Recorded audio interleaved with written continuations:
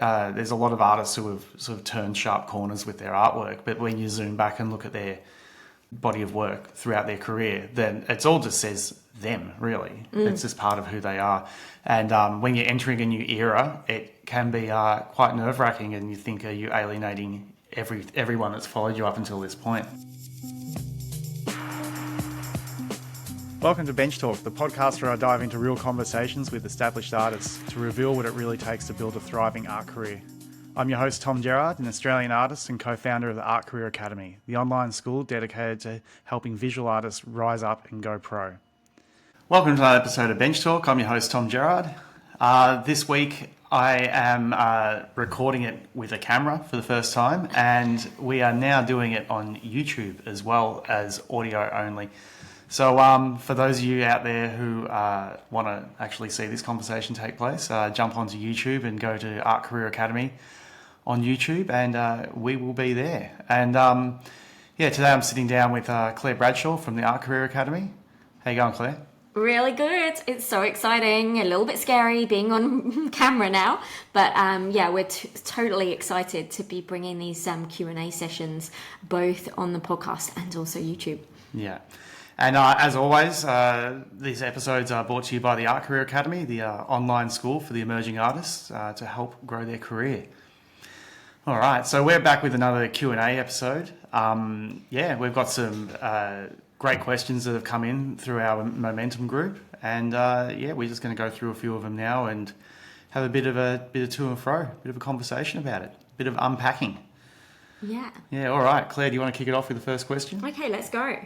All right, so the first question is, I've been productive and committed to creating my artwork, but I'm starting to drown in paintings. What do I do with all these paintings? And this is kind of like quite a common question that comes through in our group, particularly when we have new rounds of our program going pro. So let's chat about it. Yeah. It's an interesting thing. I've actually been in that situation early on in my art career, I've fallen into it. When I've had big studios, I've noticed that I've filled them with paintings and then moved to smaller studios and had to find space for them all. And as an artist, we love to create and we love to build up our stock and have exhibitions and do lots of projects and just constantly be creating new works. Now, the flip side of that is if they're not selling, then they start piling up.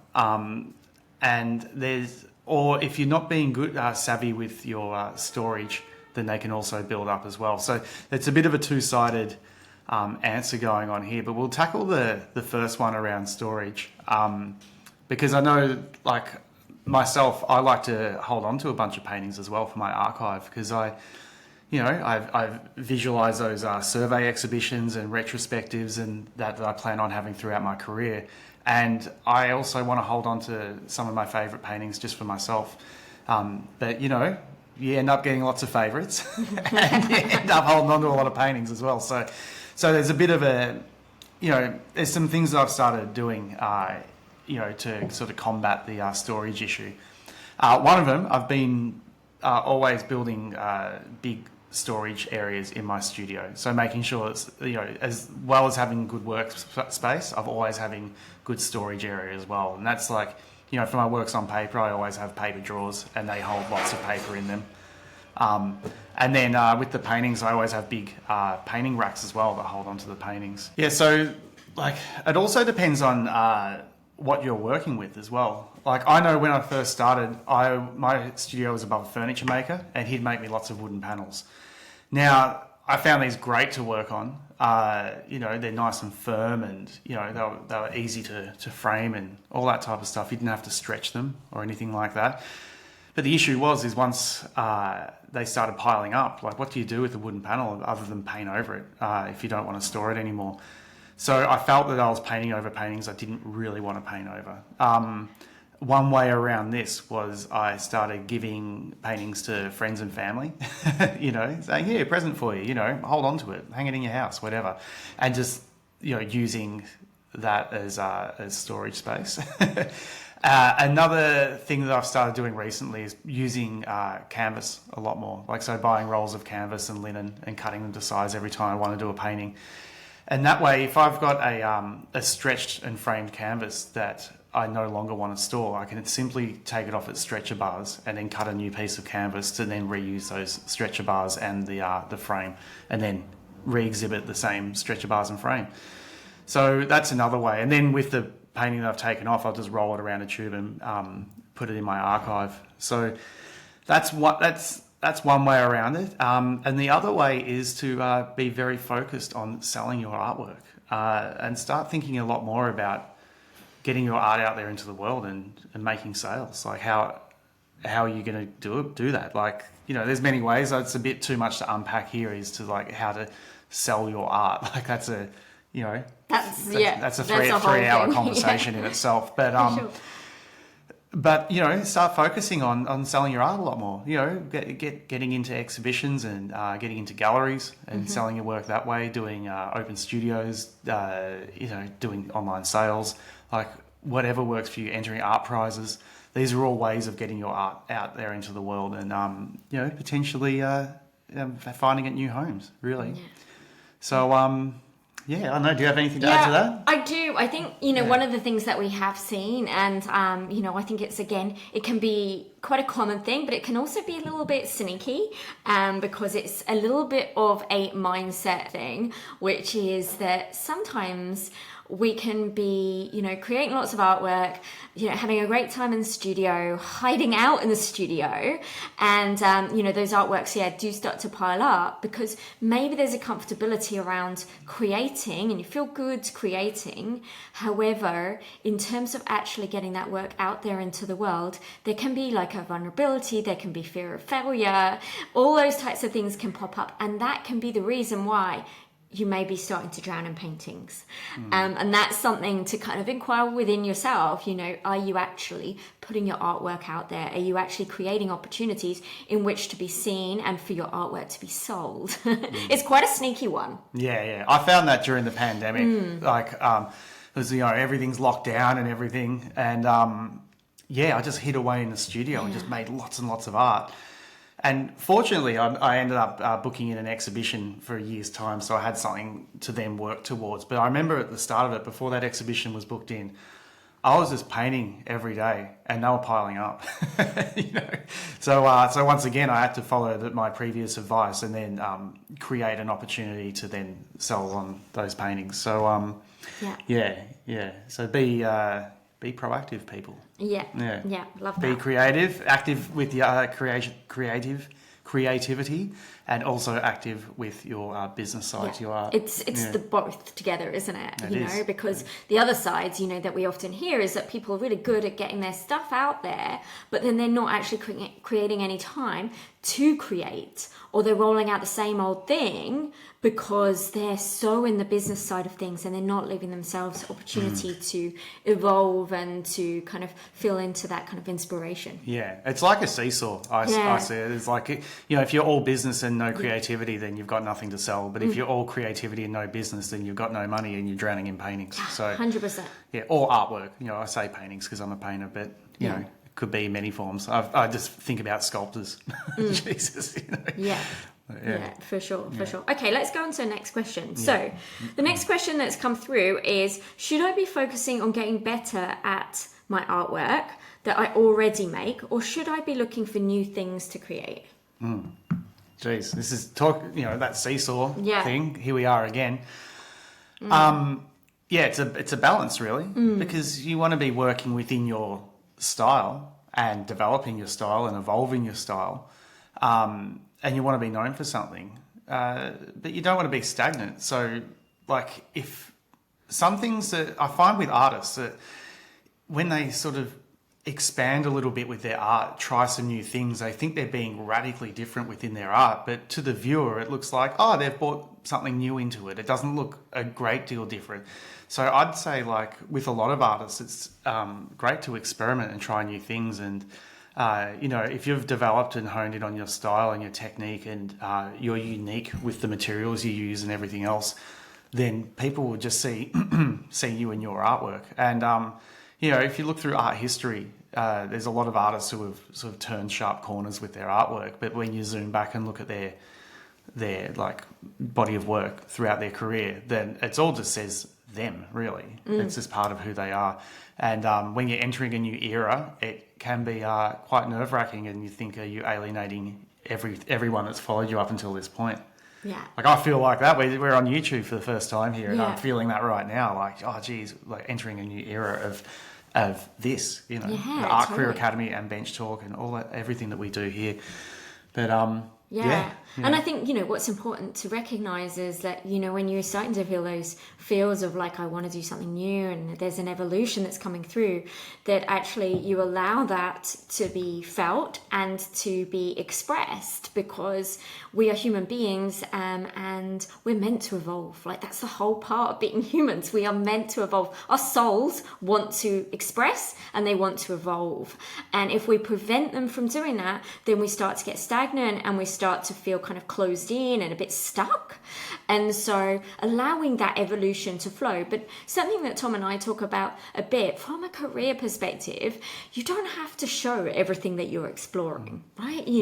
And having a level of consistency with the flavor of your art, the style of your art, is important to really build that credibility, that trust, and help people to know who you are in the marketplace. So there's again, everything is this kind of like this balancing act, but you don't have to show all your evolutions and all your practices. Like that's Tom's constantly practicing and trying new things in his studio, but he doesn't share all of that with the world. No, like all these artworks that are behind me on the wall. This is my my experiment wall. Like I'm putting up things that I've dabbled in, and I like that. I want to explore it a bit more, and things like that. I chuck them all up on this wall, and Yeah, but follow the muse, because so important. Exactly.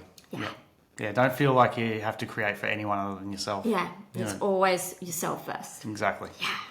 All right. The last question. Alrighty. So, this question came through just the other day, and it says, "I'm an acrylic painter, and when I go to the art shop, I don't know which brand to choose. Is one brand better than the other?" Like, it depends on who you are. I paint with the materials that I grew up with and I'm comfortable with, and that's a lot of house paint and spray paint and also airbrush. And I can't say I think I might have bought 1 or 2 tubes of paint from the art shop when I first started doing art. And I just found that they weren't big enough for me. I got halfway through a painting and the tube would run out, and I'd be like, I've got to go buy another one.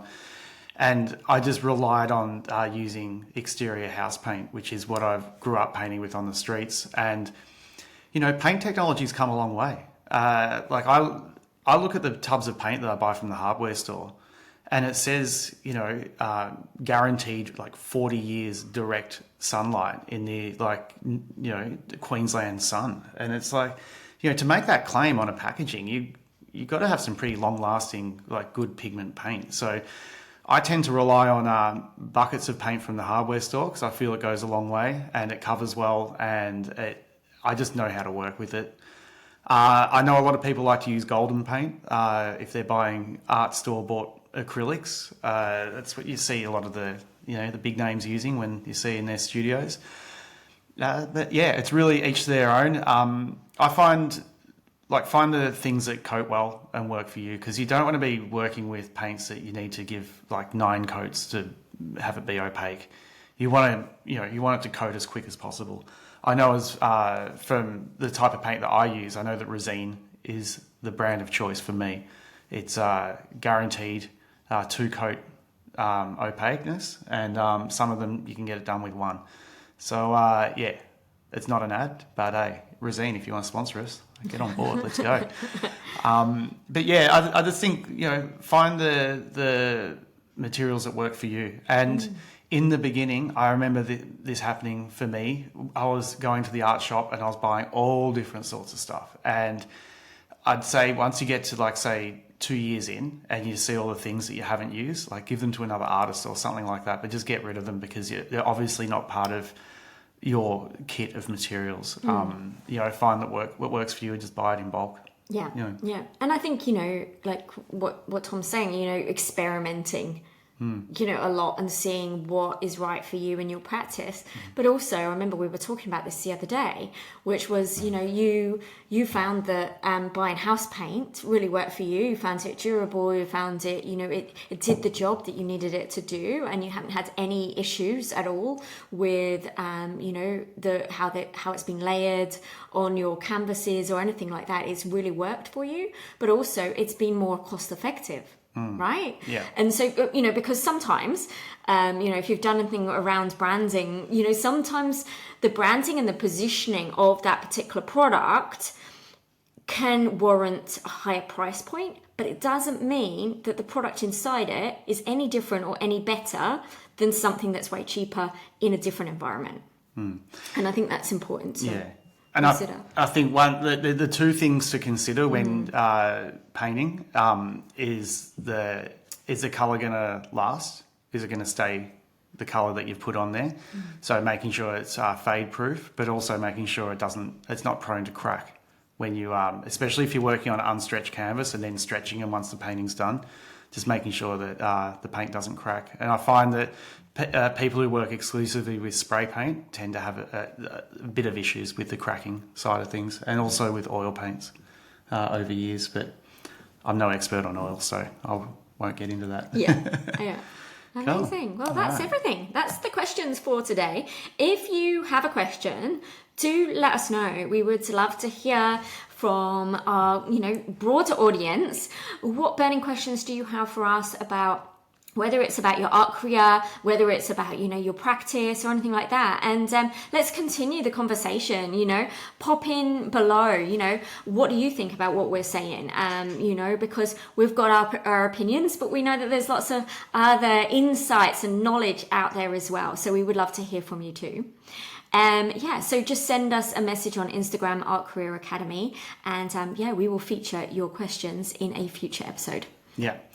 And also if you're listening audio only, just a little reminder that we're now available to watch on YouTube, and it won't just be Q&A sessions like this with Claire and myself. It will also be interviews with artists, and we're also going to be doing a lot of other art related content. We'll go to galleries, check out some work, and I don't know, all sorts of stuff. It's the beauty of it is there's so much that can be done with that platform. So we're really excited about what's yet to come, and let's go.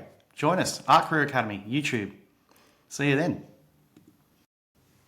And just as a reminder, if you are interested in taking your art career to the next level and you're a visual artist and you're really keen and committed to really go for it, then we wanted to let you know that our program Going Pro is now available to access and get stuck into right now.